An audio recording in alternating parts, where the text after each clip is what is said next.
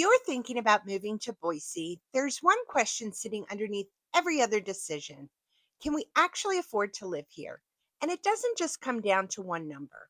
So today I'm walking you through what it really costs to live here, the home prices city by city, the taxes, utilities, insurance, HOAs, and the expenses people don't think about until they're already here. So let's get into it. For most people, the largest piece of the budget is the cost of housing. And as of June 2026, the median sales price in Ada County is approximately $582,000. But here's what you need to understand. A countywide median doesn't tell you what any one home actually costs. And Ada County covers a lot of ground. You've got Boise, Meridian, Eagle, Star, Kuna, Garden City, and prices shift a lot depending on where you land. Start with Eagle, which is really in its own tier, right around $1 million, because you're paying for larger lots, custom homes, foothill views, and river properties. Star has climbed into the high 600s as it's grown, and Meridian and Boise sit around the low to mid 600s. That's the heart of the valley, so you're closer to just about everything. And Kuna is out on the western edge. It's the most budget friendly of the Ada County cities, with homes running in the upper 500s. So think about what that means. Within one county, the median swings from the upper 500s all the way to $1 million and beyond. So that's roughly a $400,000 difference depending on which city you choose.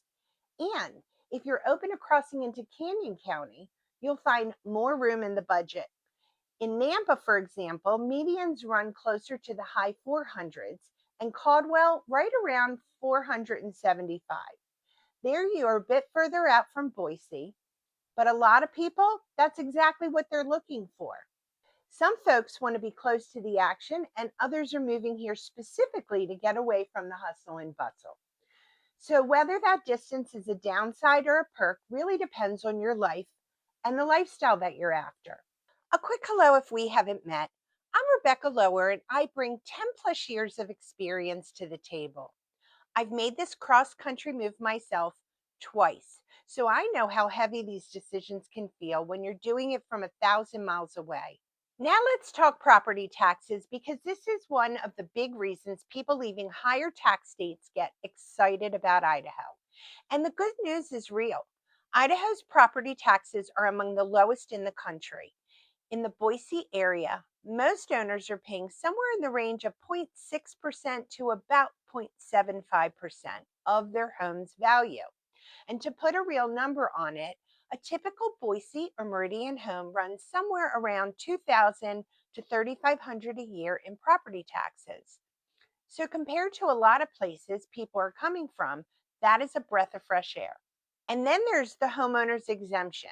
So if your home is your primary residence, Idaho reduces your taxable value by 50% of the home's value up to $125,000. This can save you hundreds of dollars a year. All you do is file for it with the county once you've moved in. Next up, income tax. Idaho has a flat income rate of 5.3%. So whatever you earn, that's the state's rate. There aren't any layered brackets. And a few things that might matter to some people moving here. Idaho does not tax Social Security benefits, which is a nice one for retirees, and there's no state estate tax, no inheritance tax. So, for a lot of families coming from a higher tax state, the overall picture might feel lighter. And one honest note, I'm a realtor, not a tax expert. So, if your move involves a mid year relocation, a remote job, a retirement income, really, under any circumstance, make sure you seek the advice of a tax professional who understands multi state moves. Now, utilities. No one single number is going to fit every home, but I can give you real averages to budget around. Electricity is the big one. Most of the Boise area is served by Idaho Power, and the average bill runs in the low 100s per month, well below the national average. For heat, the area's natural gas provider is Intermountain Gas, and if your home runs on gas, you're generally looking at around $40 to $65 a month. Higher in the winter, lower the rest of the year. And then there's city services. Sewer runs roughly around $25 to $40 a month. Trash, recycling, and compost, about $25. Water runs somewhere around $40 to $60 a month on average, but could spike up to about $100 a month in the peak months of the summer. And here's something to consider also: irrigation water. A lot of Treasure Valley neighborhoods have separate untreated canal water just for your lawn and landscaping, and it's far more affordable than watering your grass with treated city water.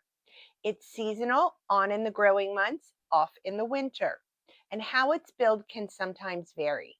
Homeowners insurance is another one people underestimate, but a broad average for Boise runs somewhere around $1,400 to $1,500 a year. Your actual premium is going to depend on your specific home, its age, the age of the roof, its location, and any number of other factors. I also often get asked about wildfires and flood zones and whether people need to carry additional insurance for these. Wildfires are a growing issue across the West, and some insurers have gotten more cautious about covering homes in higher risk area. So this is something we definitely want to be mindful of when you're out searching for a home.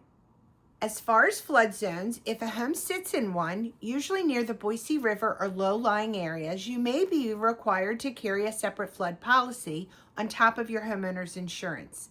But proximity to water doesn't automatically mean you're in a flood zone. So again, this is something that we check out specific to property. How about HOAs? They're pretty common across the Treasure Valley, especially in newer subdivisions and master plan communities.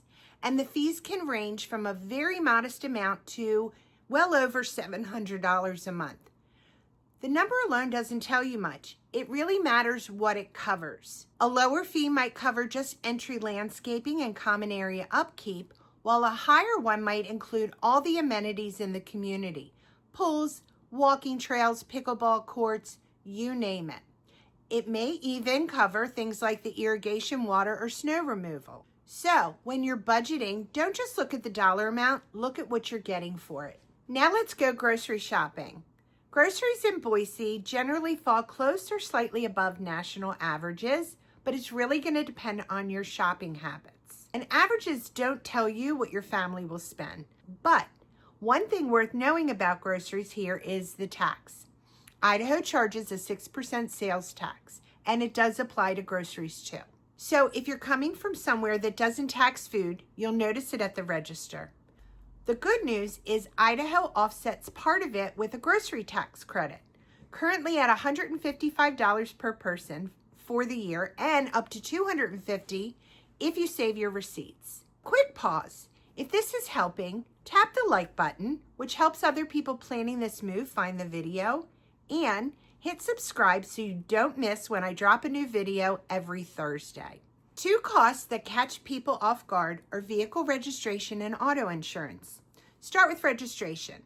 Once you're a resident, you'll title and register your vehicle and get an Idaho driver's license. The nice surprise for a lot of people, especially California, is Idaho keeps it simple, and registration is based on the age of your vehicle, not its value. A newer car runs about $69 a year, dropping to $57 a year as it ages, and $45 once it's 7 years or older, plus a small county fee. EVs add $140 a year, and plug-in hybrids add about $75. This makes up for the gas tax that they're not paying at the pump. And here's a little Idaho perk I love. When you register, you can add the Idaho State Parks Passport for just $10 a year. That one sticker gets you unlimited day use access to all 30 parks for the whole year. So, most people moving here are looking forward to the outdoors, and this is one of the best deals. Auto insurance is the other one, and like homeowners, it's individual to you. Your driving history, your vehicle, your coverage. A lot of people find it comparable to or lower than what they paid for in a bigger metro area. It's definitely worth getting an Idaho quote before you move rather than assuming your current rate carries over.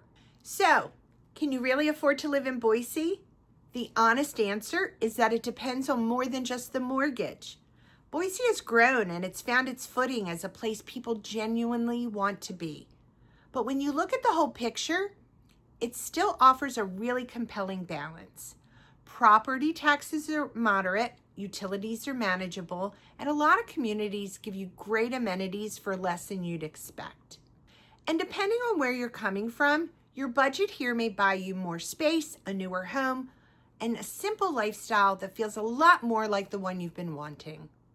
This is the exact conversation I have with people before we ever start looking at houses, because the goal isn't just to buy a home in Idaho, it's to make a life here in Idaho.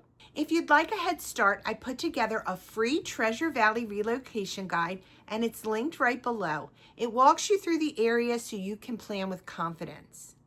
And if you'd like help figuring out what your budget realistically buys in the Treasure Valley, reach out anytime. We can talk through your price point, your priorities, and the areas that make the most sense for you before you commit to a house.